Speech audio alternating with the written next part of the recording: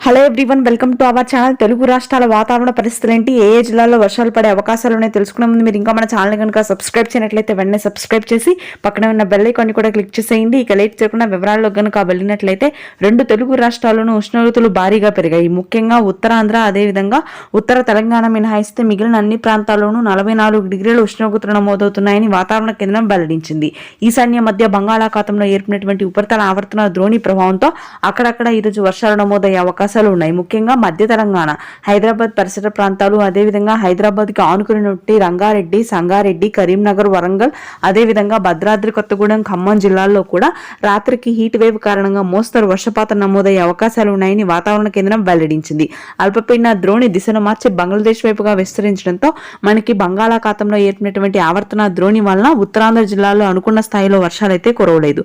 అయితే శ్రీకాకుళం, విజయనగరం ప్రాంతాల్లో అక్కడక్కడ చిరుజల్లులు నమోదయ్యే అవకాశాలు ఉన్నాయని వాతావరణ కేంద్రం వెల్లడించింది. ఇక యథావిధంగా రాయలసీమ ప్రాంతాల్లో మాత్రం అత్యధిక ఉష్ణోగ్రతలు నమోదు కానున్నాయి రానున్నటువంటి వారం రోజుల పాటు.